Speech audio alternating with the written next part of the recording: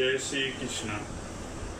क्षत्रियों के युद्ध नियमों के अनुसार ऐसी प्रथा है कि निहते तथा विमुख शत्रु पर आक्रमण न किया जाए, किंतु अर्जुन ने नियमित किया कि शत्रु भले ही इस विषय अवस्था में उस पर आक्रमण कर दे, किंतु वह युद्ध नहीं करेगा।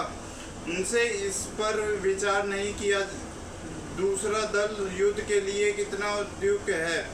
इन सब लक्षणों का कारण उनकी मंत्रों को भगवान के महान भक्त होने का कारण उत्पन्न हुए।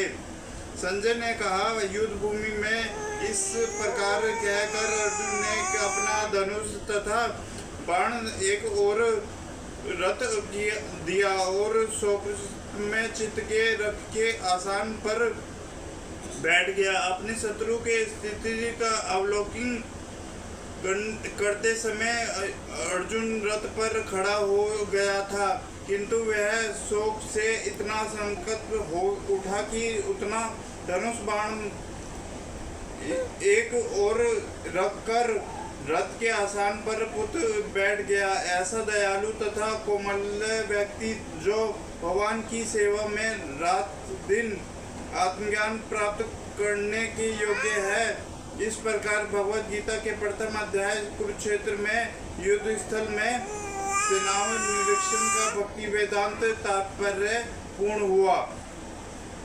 बोलो भगवत गीता की जय। गीता सार दूसरा श्लोक तीसरा।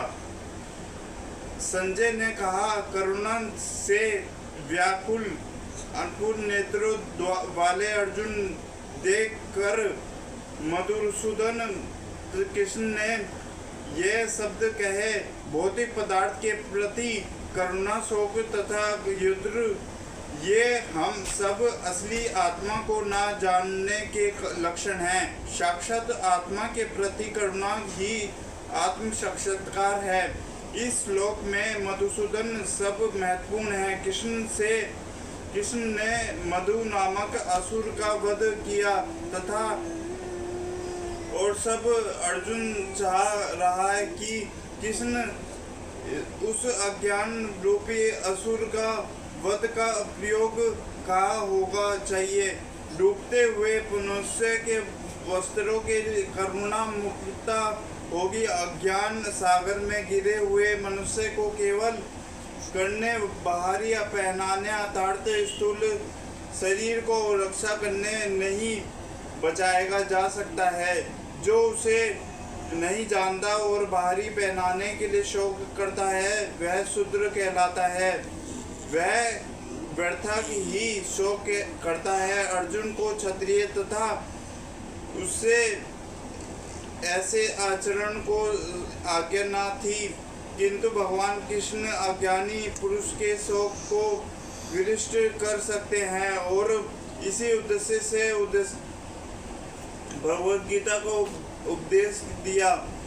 यह अध्याय अब हमें भौतिक शरीर तथा आत्मा के मौशल्य अध्ययन द्वारा आत्म साक्षात्कार का उद्यम देता है, जिसकी व्याख्यान परम अधिकारी भगवान कृष्ण द्वारा की गई है। ये साक्षात्कार तभी संभव है जब मनुष्य निष्काम भाव से कर्म करे और आत्मबोध का प्राप्त कर सके। श्री भगवान ने कहा, हे अर्जुन, तुम्हारे मन में ये कंपन आया कैसे? ये उस मनुष्य के लिए तनिक भी अनुकूल नहीं है जो जीवन के मूल्य को जानता हो। इससे उच्च लोक की नई अभूति अपक्ष की प्राप्ति होती है। श्री कृष्ण तथा भगवान अभीम है, इसलिए श्री कृष्ण को संपूर्ण गीता में भगवान ही कहा गया है। भगवान परम सत्य की पराकाष्ठा है। परम सत्य का बोध ज्ञान की 3 अवस्थाओं में होता है, ब्रह्म या निवेश, सर्वव्यापी चेतना परमात्मा का भगवान का अंतर्याम रूप जो समस्त जीवों के हृदय में है, तथा भगवान या भगवान श्री कृष्ण परम सत्य की यह धारणा इस प्रकार बताई गई है। परम सत्य का ज्ञाता परम सत्य का अनुभव ज्ञान की 3 अवस्थाओं में करता है और ये सब अवस्थाओं एक स्वरूप हैं। ये ब्रह्मा परमात्मा तथा भगवान के रूप में व्यक्त की जाती है। हरे कृष्णा। हरे